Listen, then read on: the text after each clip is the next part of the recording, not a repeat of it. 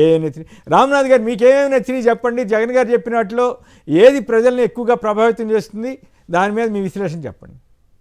కొమ్మినేని గారు, జగన్మోహన్ రెడ్డి గారు press meet తర్వాత ఒక పరిణామం అయితే నాకు బాగా నచ్చింది. అవతల వైపు నుంచి సౌండ్ లేదు. అవును, కరెక్ట్. టీడీపీ వైపు ఇప్పుడు నిన్న మీడియా వాళ్ళంతా ఆ టీవీ ఛానల్లో డిబేట్ అయితే పెట్టారు. కానీ డిబేట్ దేని మీద పెట్టారు?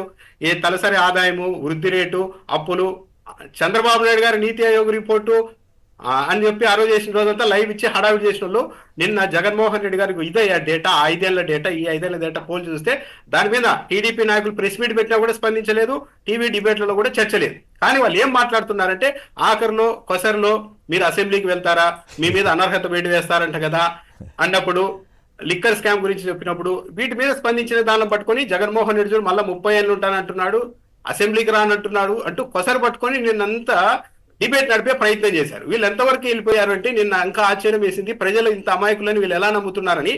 జగన్మోహన్ రెడ్డి ఇంటి దగ్గర అగ్ని ప్రమాదం జరిగింది. అది ఎందుకు జరిగింది అంటే ఈ గవర్నమెంట్ వచ్చిన తర్వాత అక్కడ ఉన్న గ్రీనరీకి కనీసం నీళ్లు కూడా పెట్టకపోవడంతో ఎండిపోయింది, ఎవరో అంటించారు, అయిపోయింది. నిన్న ఒక ప్రముఖ టీవీ ఛానల్లో డిబేట్లో ఆయన చెప్తున్నారు, ఆ ఛానల్ నిర్వాహకుడే డిబేట్, లిక్కర్ స్కామ్ కు సంబంధించిన ఫైల్ అన్ని వేసి అక్కడ తగలబెట్టేశారని చెప్పి నేను తెలుగుదేశం పార్టీ వాళ్ళు కూడా అధికారికంగా ట్వీట్ పెట్టుకున్నారు. అంటే ప్రజలు ఇంత అమాయకులు. ఇందాక ఎవరో కాలర్ అటువంటి అజ్ఞానులతోటి నన్ను పోటీ పడమంటున్నాను, నేను ఎక్కడ పోటీ పడేది? అంటే ఏదైనా కానీ కొమ్మినేని గారు మీరు చెప్పారు, ఇందాక మీరు నచ్చారు, ఎప్పుడైనా కానీ అహింసా మార్గంలో చేసే ఉద్యమము, పోరాటం అనేది ఎంతకాలమైనా చేయగలుగుతాం. హింసా మార్గంలో ఎగిరెగిరి పడి చేసేది అది కొద్ది కాలం ఏముంటుంది కానీ అది లాంగ్ లో నడవదు. మీరే కరెక్ట్, ఎప్పటికైనా మీరు ఇంతకాలం నిలబడగలిగారంటే అదే కొమ్మినేని గారు, దాంట్లో అనుమానం ఏం లేదు. దాంతో నిజంగానే ఫైన్లు తగలబెట్టారు. ఎవరైనా కూడా ఇంటి దగ్గర ఇంటి ముందర వేసి తగలబెట్టుకుంటారు కొమ్మినేని గారు. అక్కడ సీసీ కెమెరాలు ఉన్నాయి, జగన్మోహన్ రెడ్డి గారి చుట్టూ పోలీసుల బందోబస్తు ఉంది, ఈ ప్రభుత్వం ఏర్పాటు చేసిన పోలీసులే ఉంటారు. అక్కడ ఫైల్ వేసి ఎవరైనా కలుస్తారా? ఫైల్ నిప్పు పెట్టేసి ఫైల్ ఇంజిన్ ఫోన్ చేసి వచ్చి ఏర్పడి అని చెప్తారా? ఒకవేళ నిజంగా ఫైళ్లు కాల్చినా కూడా అక్కడ కనపడతాయి కదా, పేపర్లు కాలిపోయిన పేపర్లైనా. అంటే ప్రజలు అమాయకులు అని వీళ్ళు నమ్ముతున్నట్టుగా ఇంకెవరు అమాయకులు వాళ్ళు పిచ్చోళ్ళ కింద లేదు వస్తున్నారు వీళ్ళు. అది అదే ఇప్పుడు టీడీపీ వాళ్ళు ఏదో అన్నారంటే మాట వరుసగా అనుకున్నారు, రాజకీయంగా అనొచ్చు. టీవీ ఛానల్లో డిబేట్లు పెట్టి ఫైళ్లు తగలబెట్టుకుంటున్నారు, అది జగన్మోహన్ రెడ్డి గేటు ముందర వేసుకొని తగలబెట్టుకుంటున్నారంట.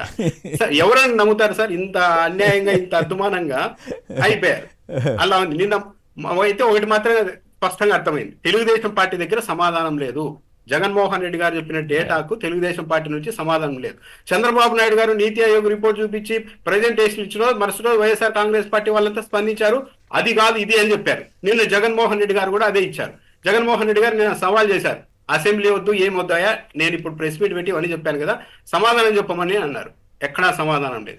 ఆ జగన్ అలాంటోడు, జగన్ ఇలాంటోడు, మళ్ళా వచ్చి ఏం చేస్తాడు, 2.0 ఏంటి, ఇవి తప్పించి అసలైన విషయం నేను ప్రెస్ మీట్ పెట్టిన దానికి సంబంధించి అవతల వైపు నుంచి సౌండ్ లేదు. దావోస్ సంబంధించి కూడా చెప్పొచ్చు కదా, ఎస్ మేము తీసుకొచ్చామని చెప్పే పరిస్థితి కూడా కనపట్లేదు. అది ఆ డేటా చెప్పారు. కొమ్మినేని గారు ఇంకా బాగా గుర్తుండే సరదాగా, అప్పట్లో అమరావతి 2014-19 మధ్య కొలంబో వెళ్తే కొలంబో మోడల్, సింగపూర్ వెళ్తే సింగపూర్ మోడల్, షాంఘై, న్యూయార్క్, ఇలా ఒక 20 దేశాలతో పోలుస్తూ కథనాలు రాశారు. కానీ ఆడ ఏ దేశంతో కూడా మన పోలిక లేకుండా పోయింది, ఏ నగరంతో.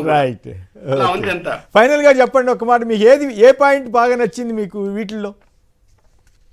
కొమ్మినేని గారు ఒకటి ఏంటంటే నిన్న డేటా అంతా సుదీర్ఘంగా చెప్పారు, ప్రతిదీ కరెక్ట్గా చెప్పారు. కాకపోతే దీన్ని మీరు ఇందాక చెప్పినట్టు డివైడ్ చేసుకోవాల్సిన అవసరం ఉందేమో, అన్ని ఒకటేసారి చెప్పకుండా.